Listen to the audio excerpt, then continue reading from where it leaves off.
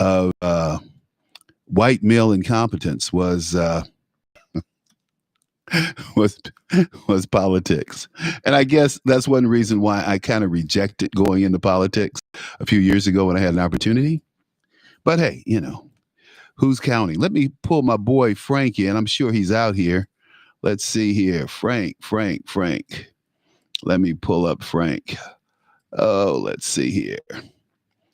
Yeah, here we go. Let's hear RS. No, he's not there. That's odd. That's odd. Let me give Frank a call and see where he is. I want to see what he thinks about these hearings. It's always good to get a second opinion. My opinion is, of course, going to be very biased toward the conservatives. That's who I am. And I look at this and I go, and those of you who's heard the show yesterday, thanks again for your comments. Really appreciate you. And went a long way. Joel is a good friend of mine, Joel Gilbert. Like I said, go out and check out his videos and you'll get a different perspective about a lot of things. I think my boy Frank may be out today. He's not answering his phone. So something may have happened because, we're all getting old. You may wake up and there's nobody there. And that's what's happening to me calling Frank. Yep, he's not there, which is odd, which is very, very odd. So what I'm going to do today is I'm going to play probably the audio from this hearing. In fact, I have a couple of things that I want to play that was said by Kamala Harris. I mean, the more I hear of this woman, the more upset I get.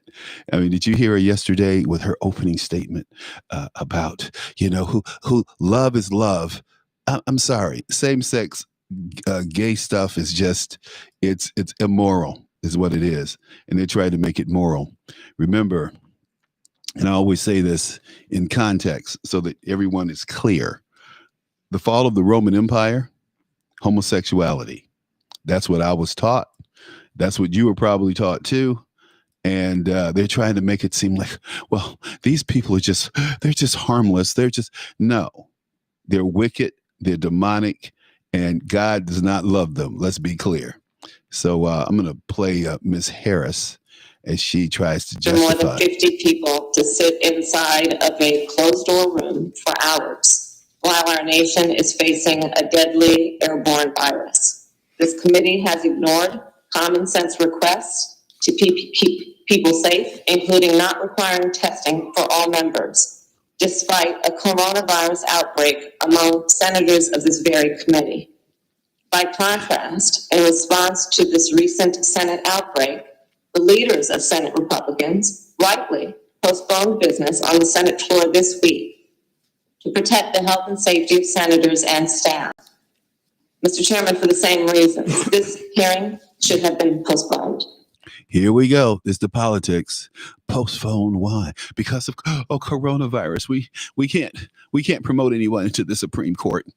Now, if the Democrats control the Senate, when Ruth Bader Ginsburg's body would not have been out of the hospital before they were holding hearings. Okay. And they're trying to act like, well, they're making this is, and they keep telling the lie. Like I just heard not Amy, what's her name? Klobuchar, sit there on her big fat behind, because she's a big woman, on her big fat behind and lie about Abraham Lincoln again. And Abraham Lincoln, the same lie that Kamala told. Abraham Lincoln decided that he would wait until after the vote to make a nomination to the Supreme. That's BS. Historians have all said it had nothing to do with the election or electing the next president. He wanted to get public opinion. He was waiting for letters, not ballots, letters. And the other thing was the Supreme Court was out of session from October to December. So when he made that, decided not to make that nomination, would have made any difference anyway. Court wasn't in session. Hello. Difference here is court's going to be in session in a couple of weeks. Big deal, because guess what? Our election's coming and it's going to be a big deal. Even though Donald Trump's going to win a landslide, they're going to accuse us of cheating. Oh my God, I can't believe Donald Trump won again. He must have cheated.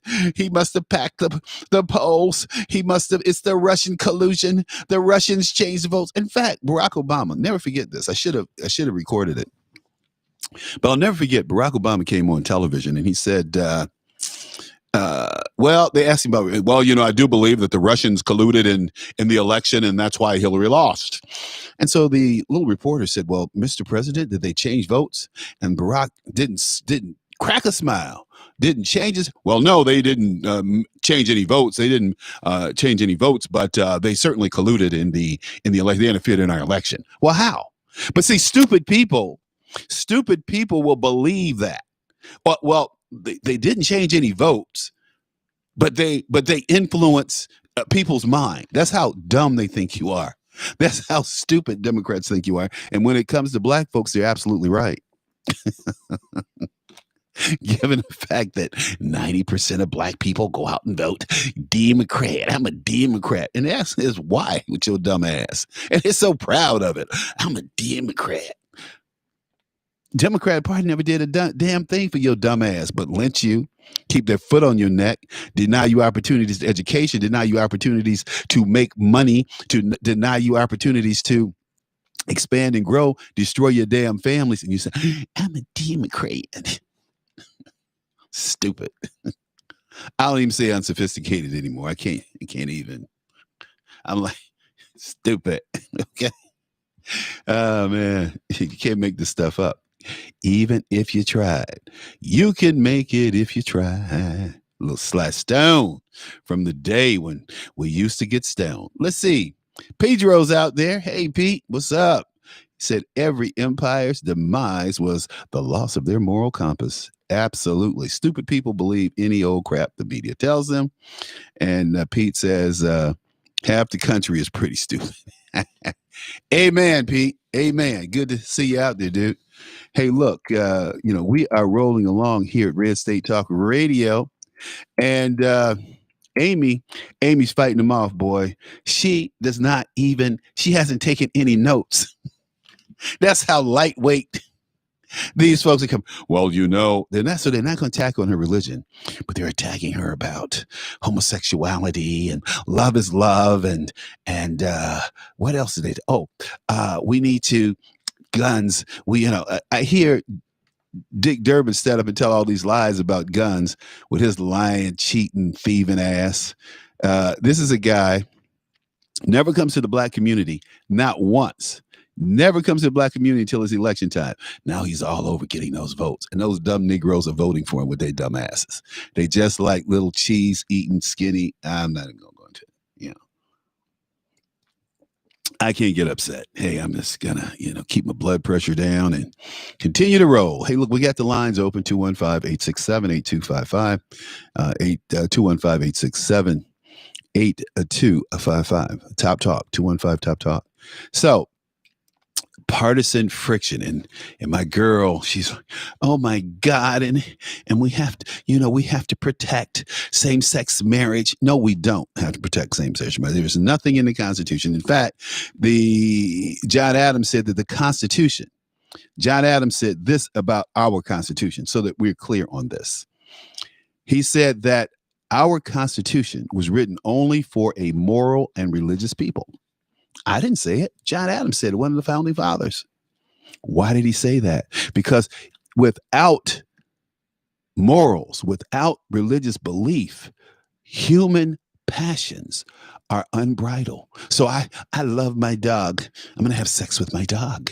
I love my horse. I'm going to have sex with my horse. I love my pig. I'll have sex with my pig. And that's what's going on today. Pedophiles. You got California who's trying to lower the age of consensual sex for pedophiles. We need to shoot these pedophiles. They don't need to be tried. They need to be shot. They don't need to be put in prison. They don't need to be rehabilitated. They have destroyed lives. But see, with people who are amoral, that's not important that you destroy a person's life. It's not important that these children who are adopted by same-sex couples hate themselves, hate their parents, and have serious psychological issues. Because the people who are same-sex are psychologically devoid of whatever. But see, when you say that kind of stuff, then you have to do your own show like me. You have to sponsor your own show because the sponsors get nervous. Oh, we can't attract. So you guys are going to have to support me, and you're going to have to support the cause because we're getting ready to take this to another level. And I'm going to need folks to sign up to support the cause. And we're going to put the show up on YouTube and Facebook and all these other places. I'm going to write, and you can subscribe to my channel. Actually, to the website where we'll be doing a lot of the writing, put a lot of stuff up that you can peruse. So, amazing. But this lady is Amy Comey Bartlett. She's just pairing and, dipping and dapping and, doing spins out of the hands of these. She would be like the Barry Sanders of the Supreme Court nominees. That's what I see her as. And she was asked a question today about George Floyd.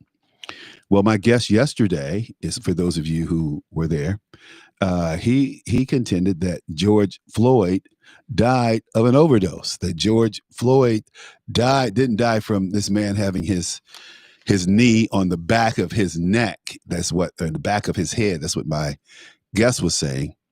And I said, no, it wasn't on his back of his neck. It was on his carotid artery, which cut off the brain to the blood to his brain. We have a new viewer out there. His name Pete is Penny McCall, and just want to tell him welcome. We're gonna burn it up here in a couple of minutes. But Amy Klobuchar, she tickled me, man. She tickled me. She's like, Ruth Bader Ginsburg. I don't like Ruth Bader Ginsburg. I never liked Ruth Bader Ginsburg. I thought she was an old hag who hated men, hated the fact that she was a woman, and tried to be a man. Men are not women. Let's be clear. You can't do what we do. You can't train like we train. I don't care how many movies, dictate or show women fighting with men and knocking men out and doing these kick flips. Please. Silly. If women really could truly compete with men, then how come they're not on the tennis circuit with men, playing men? How come they're not in the NFL playing men? How come they're not in the MLS, Major League Soccer League, playing men? How come they're not in the MLB playing men? Because they're women. And that's okay. There's nothing wrong with that. But Ruth Bader Ginsburg, guys, women are just as equal because her mind is warped. The fact that Hillary Clinton convinced Bill Clinton to appoint this liberal, wacky chick to the Supreme Court is beyond me. Everything's equal. Everybody's equal. That's a damn lie. So I was going to read this quote by John Adams specifically because the quote is just so poignant about the Constitution and how the Constitution was written only for a moral and religious people. And here the quote is. It comes right up when you Google it. Go John Adams, Constitution. And he says, our Constitution was made only for a moral and religious people. It is woefully inadequate to the government of any other. Remember that. It is woefully inadequate to because you can't control human passions. Human passions become unbridled when everything is we're free. We're free to pursue whatever we think we can do because people have no morals. And today these people have no morals. They have no values. The things that they're doing today, mainstream on TV, we would consider demonic, satanic. Years ago, they even have a show on TV called Lucifer. How satanic can that be? And Lucifer is supposed to be this good guy. He's a fallen angel. God kicked him out of heaven. But they're rewriting the Bible too. They meaning the media, the liberals, the globalists, who are a-religious, amoral, and also immoral. Let's be clear. Look at Bill Clinton on that island with, what was that guy's name? Well, I can't come up with it. It's not Einstein. And the dude got killed in prison. How convenient. This is a guy. This is a guy who got Prince Andrew kicked out of the royal family. Epstein. Exactly. Epstein. Thanks, guys. Epstein. Epstein got Prince Andrew excommunicated from the royal family. See, the royal family does not play around. See, they know that they got a good thing going. You know, Great Britain is paying them something like, $500 million a year just to be, keep the bloodline going. I'm, Prince William. And oh boy, he's all messed up. Harry's so messed up. It ain't funny, man. Marrying that gold digging chick he married. Lord have mercy. As President Trump would say, Harry needs to watch out. Oh, man. Harry needs to watch out. Okay, let's see. You guys help me out with Epstein. I appreciate that. He said he didn't kill. No, hell no, he didn't kill himself. Someone says, Penny says, I'm not new. I've been following you since WVON. Wow. When I lived in Lansing, Illinois. Yeah, that was the worst mistake they did, letting you get away. The lineup is horrible now. It's too bad. But, good people, well-meaning people. You never find better people than Mel and Pierre. Great people. So look, let's play a little bit more of Miss Harris and what she's talking about in her opening statement yesterday.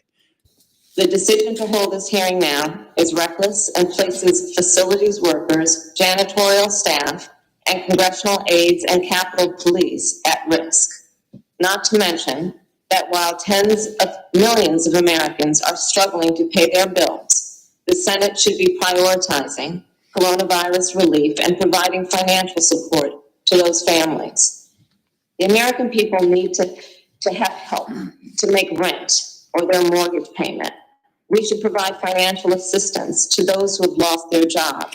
For those who have lost their jobs, we should make financial. Wait. I'm all for that, but how much do we give them? People have lost 6 and 7 months' pay. I know people who have been unemployed since April, May, June, July, August, September, October. That's 6 months. So if somebody's making $72,000, we're going to pay them $36,000 to get their life back together. I don't have a problem with that. I mean, I don't have a problem with that, but let's do it. But see, they're all blowing smoke and they're destroying the economy and they're destroying us. They're destroying us. They're destroying this country. And we got to open the country back up. We got to get back on our feet. We got to get people back working. We got to get China out of our lives and out of our pocketbook. And we are. People are rebelling like I don't know what. A friend of mine said his wife hasn't worked since April. It's 6 months, man. It's half a year without pay. That's got to hurt the budget. That's got to hurt, the families. They're talking about officials shying away from the new lockdown. See, this guy, Fauci's always been wrong on his predictions, or as he called it, his prognostications. And he has the nerve. Fauci has the nerve to make fun of the fact that he's been wrong on his prognostications 90% of the time. He has the nerve to actually laugh about it. I mean, really? My pitching arm is better than... Oh, no question. Because if your pitching arm was as bad as your prognostications, you couldn't make it off the mound, dude. I mean, 90% of the time, he's off. Amazing. But, again, officials are shying away from these lockdowns, thank God. And they're reluctant to, enforce a new round. Let's see here. I think maybe Frank got the wrong idea. Let me see here. Hearings are outstanding. He may have gotten the wrong idea. But anyway, we're moving right along. The World Health Organization. Now, that's an organization that's about as corrupt as they get. And public health experts have said, even before the World Health Organization, and they increasingly agree that the general public won't cooperate with another month-long shutdown, generalized lockdown against a disease whose transmission is now much better understood. The World Health Organization has long, they said, favored intervention. And let's see here. Long favored intervention and less economic and social disruption than the lockdowns, recommending that governments pursue a strategy that it called test, trace, and isolate of sequestering people exposed to the virus. And so Western governments have found themselves with too few tests and not enough contact tracing staff to follow that plan of action. Interesting. So what does that mean? That means that these Democrat-ran states are going to have to open up their economies, and that's not what they want to do. They don't want to do anything that's going to help the president. They don't want to do anything that's going to make Donald Trump look better or make America great again. You can count on that. Anything that they can do to upset our country, anything they can do to tear us down, anything they can do to separate us. They keep talking about the racial divide. We're not together. We've never been together. When has this country ever been together on anything besides 9/11? That's the only time you saw everybody come together, when those towers fell, because we all knew or felt or could identify with that attack. And yeah, we came together and we went over there and we kicked some booty. The problem is, I won't say is that you have neocons, and you had the neocons who are making money off having these wars. You had other people who are making money off having these wars. The lobbyists are making money. The food companies are making money. The military industrial complex, which is food, bombs, bullets, ships, gas, all of these things, where you have people making huge sums of money. War can be very profitable. I'm just figuring out how I can get a piece. Okay. Besides getting a piece of my butt shot off. Okay. Which I had agreed to do at one time in the defense of my country. So there was a letter that was obtained, and it's called, the authors of the letter called the Great Barrington Declaration. And they have pressed their case in discussions with the U.S. Secretary of Health and Human Services, Alex Azar, and Florida Governor DeSantis. And that is that they need to open up, they need to lead the way in opening up their state. This is good. This is all good stuff. I love doing this. I love reading from the paper. You know who I got this from? Rush Limbaugh. Rush would pick up the paper and he'd look at an article. He'd go through the article and he'd come out with his spiel on it. And I've looked at these articles earlier. I wanted to keep the emphasis on the lockdowns. So I don't know what you guys out there think about the lockdowns, but you can give me a call, 215-867-8255, and say that the experts is changing the way it's changing very rapidly, says Joanna Baccaria. She's a professor of medicine at Stanford, and she's one of the co-authors of the Great Barrington Declaration. So in March, she said, I felt alone. Now I think there are more and a very large number of public health experts and epidemiologists and doctors who oppose further lockdowns. Of course, they oppose further lockdowns. These lockdowns are creating serious psychological issues for a number of Americans. They're creating serious financial hardships for a number of Americans. And they go, the world has reached a record daily infection rate of about 350,000 people a week.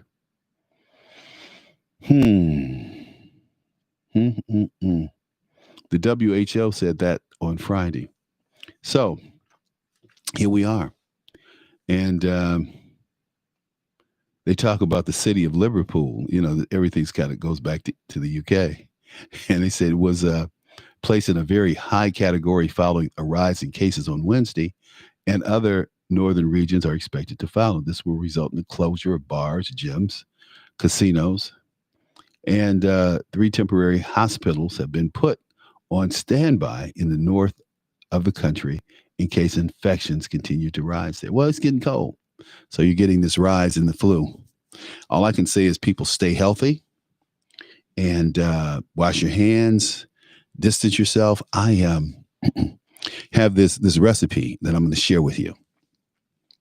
And it's a recipe for cabbage soup.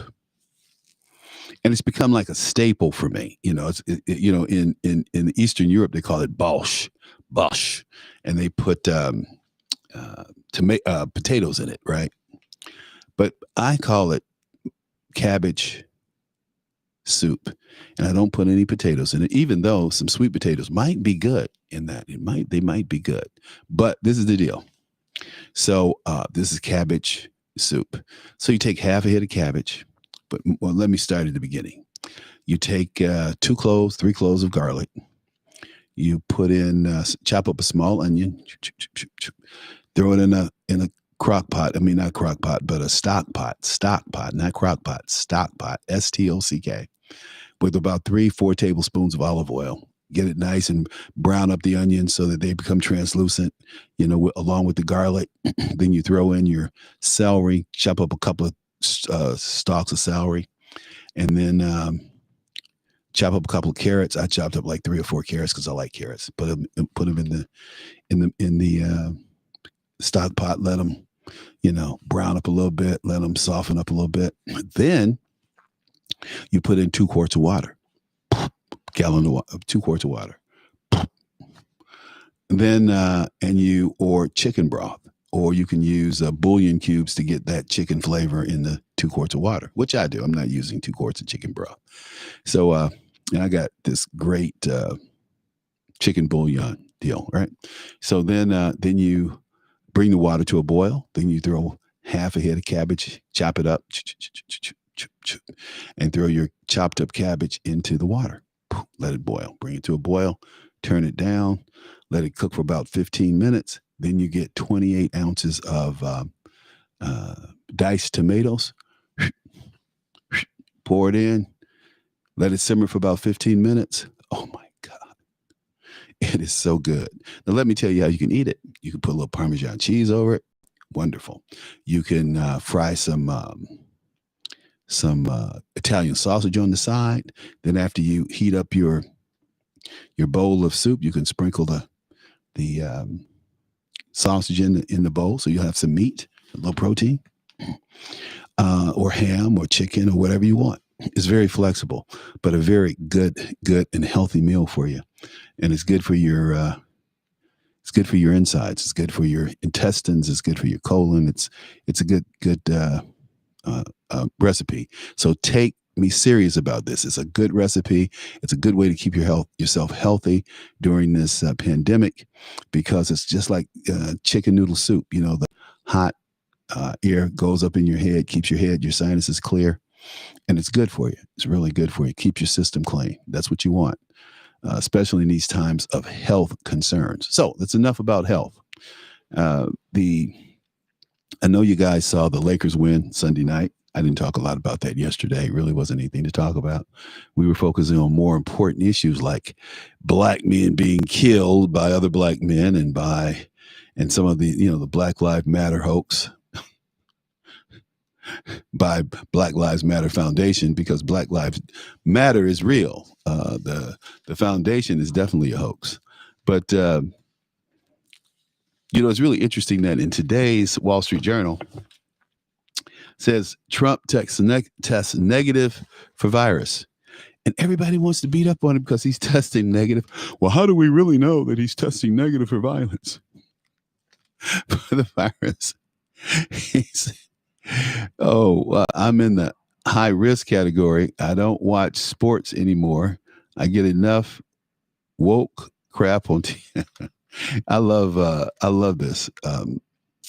So you have to, they said that Trump used a test called the Binex Now COVID AG card. Didn't specify when Mr. Trump was tested. U.S. Food and Drug Administration, FDA, has granted emergency use authorization to Abbott Labs for a $5 rapid response COVID-19 antigen test that is roughly the size of a credit card. We have a similar thing here. We have a similar test. I just don't advertise it, and I should. Jerome Corsi's advertising it on his radio show. I should advertise it here, but the president's back to campaigning, and that's a great thing. He's back to campaigning, out there hanging out, doing his thing. And he boarded Air Force One, and the people are rallying to the president. The people love the president. I mean, he has these major events, and just tons of people show up. When Joe Biden is like, the news media shows up, but there are no people. So did he scare them away with his coronavirus and wearing his mask? Who knows? But at Trump rallies, thousands of people are showing up today. Like when he goes out, he's going to be, where is he going to be today? I know Thursday, Biden's going to be in Miami, and let's see, Stanford Airport.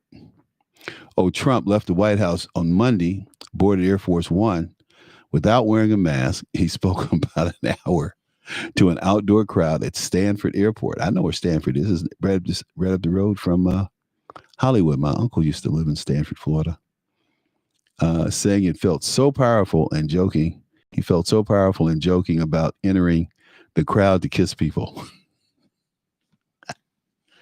Oh, this dude, it's a wonder the media had. The president was going to wade into the crowd and infect more Americans because he knows he's contagious and he's not over coronas. I mean, these people are such experts that have never interfaced with the president, never diagnosed the president, don't know anything about his health, but they're an expert on what's going on with the president. That was the CNN people, Sanjay Gupta, and people like that. I'm going, Sanjay, you're a Michigan grad. You know better. I mean, I know CNN is paying the bills, dude, but now Trump supposedly was given a steroid, and it's typically recommended for severe cases of COVID-19. And that's only because they don't have a lot of steroids to go around. He just got steroid treatment because he is the president. They wanted to go in and make sure that they stem the tide quickly. Reinfection case points to a new risk. Well, we have one reinfection case, and who knows about that?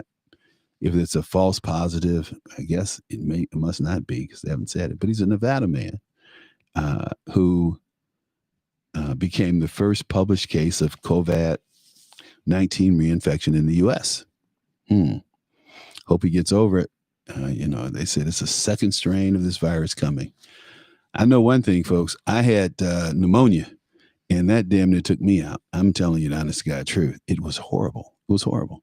But here is Miss Harris on talking to Barrett yesterday, and she had this to say. Listen. The will of the people in their attempt to roll back the rights and protections provided under the Affordable Care Act. And let's remember, in 2017, President Trump and congressional Republicans repeatedly tried to get rid of the Affordable Care Act. But remember, people from all walks of life spoke out and demanded Republicans stop trying to take away the American people's health care. Republicans finally realized that the Affordable Care Act is too popular to repeal in Congress. So now they are trying to bypass the will of the voters and have the Supreme Court do their dirty work. That's why President Trump promised to only nominate judges who will get rid of the Affordable Care Act. This administration, with the support of Senate Republicans, will be in front of the Supreme Court on November 10th to argue that the entire Affordable Care Act should be struck down. That's in 29 days that'll happen. And that's a big reason why Senate Republicans are rushing this process. They are trying to get a justice onto the court in time to ensure they can strip away the protections of the Affordable Care Act. And if they succeed, it will result in millions of people. Well, we know that that's not true. We know that's not true. But you have a senator, a sitting senator, who's running as vice president of the United States, lying to the American people, lying about what Republicans are really trying to do. That's what really pisses me off. Pedro's out there. Pedro said, at least or any test Trump takes will be criticized. It is incredible that Biden is in the basement and the news media campaigns for him. Yeah, no question. No question. But see, we're supposed to be stupid. We're not supposed to notice these things. We're supposed to just go along with their narrative. I guess you're wondering what happened to my hand. I got this tape on, right? No, I didn't punch someone. I was leaving Costco yesterday, and I had a big bag, heavy bundle of sweepers in my hand, the wet ones. And man, for some reason, I gave the lady my receipt and hit my hand across a table. And man, it hurt like hell. You hear me? And I put a little Neosporin on it, and put a piece of tape over it to hold the Neosporin on. So put a piece of tape over it, hold the Neosporin on. I tell you, man, it was killing me. And you don't want those things to get infected, especially at my age. You don't need any more hassles than you already got. So anyway, that's what that tape was. You guys are wondering what the tape is. I got you. So, President Trump was nominated for a Nobel Prize. I certainly hope he wins the Nobel Peace Prize. They should announce it before the election. That would be great, wouldn't it? Here, Barack Obama got a Nobel Prize and hadn't done a damn thing, but took office. He'd give him the Nobel Peace Prize. Bing. I mean, that just diminished the importance of the prize so much. Just bam, gone. So I tell you, I love this stuff. You can't make this stuff up. So we have two Nobel Prize winners in economics, and they won for their pioneering work in auctions. I love it. In just auctions, they won this thing. A buddy of mine, his dad won the Nobel Prize in economics for creating the euro. His paper on the euro won him the Nobel Prize in economics, which he got his PhD from University of Chicago. Let's see, with at least one American citizen winning in each of the 5 categories for which individuals are selected. Go ahead on, America. We're back. The application of the insights of the new designers developed by Doctors Milgram and Wilson have particularly significant for allocating public goods such as radio spectrum, fishing quotas, and airport landing slots. This is too fun. You guys got to read this article and read up on these 2 Nobel Peace Prize winners, because, these are the things that make America great. These are the things that, are inspiring, but I can tell you this, folks. I was talking to a good buddy of mine, Wayne Allen Root. Wayne, but if the name sounds familiar, Wayne has a television show and a radio show. And he works his ass off. I mean, this guy is 24/7 going, gone. Okay. So Wayne and I were going back and forth talking. And, Wayne predicted that Trump would win in 2016. So did I. Wayne also, he was out there on his own. And again, there are people out there who say that Donald Trump's not going to win. It's over for the president. Well, we all know better because we can look at his crowds and tell it's not over. It's just getting started. And it's getting good. But still, the media will not hold Joe Biden's feet to the fire. Joe Biden is very clear that he does not intend to give his. Here was that exchange. He does not intend to tell who he would support, who he would appoint to the Supreme Court. Now, everyone else is, Trump gave a list. They've given lists before. They asked Hillary Clinton, who would she nominate? She's like, we'll nominate people who are going to take guns. And, that's what she said. And, Biden has said, I'm not going to tell you who I'm going to nominate. You don't need to know. Does that tell you anything about his presidency? You don't need to know who he's going to nominate to the Supreme Court. Like, you don't count. Listen to this.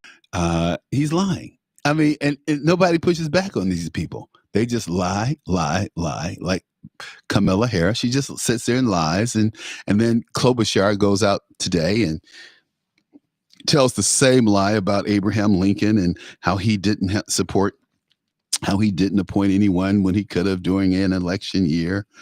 Just lying to the American people. And they get away with it. John Mazuka.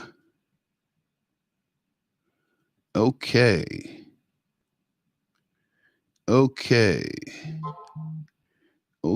cool. So I'm good. Okay, so now, what did Pete say out there? He said, I miss arguing with those never Trumpers like JC Watts. Yeah, poor JC. Yeah, he got a little diss. That's because AOC hasn't told him yet, who to put on the court. Oh, that's great. Oh man, they were like, hey, some of my watchers out there on YouTube, Pete and Roberts, saying, hey, you know what? They haven't told Joe who to put on the court yet. That's why he can't tell you. AOC hasn't told him yet. Man, you guys are cold, dude. You guys are cold-blooded. Cold. That's Rick James, cold-blooded, baby, cold-blooded. But that's okay, We'll make it. We'll make it through. Hey, so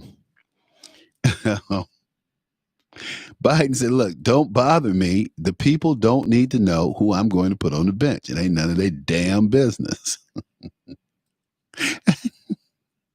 I mean, man, who does this guy think he is? He thinks that he can just get away with just doing what he wants to do, and we're just supposed to take it, right? I'm not going to tell them who I'm putting on the bench. It's none of their gosh darn business. Well, gosh darn. Yeah, I love it. Man. You can't make this stuff up. You can't make it up. And I was looking at, let's see here. Live streaming. Here we go. Yeah, so when I change this around, I don't think you guys will change at all when we put it out up there on going to put it out there on Facebook. And oh boy, it's going to be interesting. Let's see. The Joe Biden is trying to pitch to the white middle class, working class people. I don't think he has much of a leg to stand on since he sold us out to the Chinese. I really don't think he has a leg to stand on. Latinos are rumored to be 60% voting. Those who can vote are going to vote for Trump. Smart people. As Joe Biden said, they're more diversified. Yeah, because they're not going to be winked by the Democrats. Oh man, Joe Biden tickled me though. They don't need to know. No, I'm not telling you. They don't need to know. I mean, really? We don't need to know. Who needs to know then, Joe? Who are you pandering to? Who are you selling us out to now, Joe? See, those become the issues, right? You can't make this stuff up. I'm telling you. I'm telling you. You know, reality. The reality is the newspapers, the televisions, they're all bought and paid for by corporate dollars, corporate donations. Corporate entities own these people, and they own them lock and sinker. Why I speak up for black women? Oh, this is that Megan the Stallion chick. She don't speak for nobody with her ghetto ass. I'm sorry, but I want you to. I want you to. I want you to listen to this moron who's a senator who's talking about Barrett. And so you look at Amy, and you have to go, here's a woman who, she has it all. She has a great husband. She has a great family. They're Christian. They get things done. They love God. And people are going, well, why does she get to have it all? Why does she? So I want you to listen to this this clip real quick. And then we're going to close out the show. Let's see here. It's loading. Sorry. I have no idea why it's taking so long. Da, da, da, da, da, da. It's just taking its time.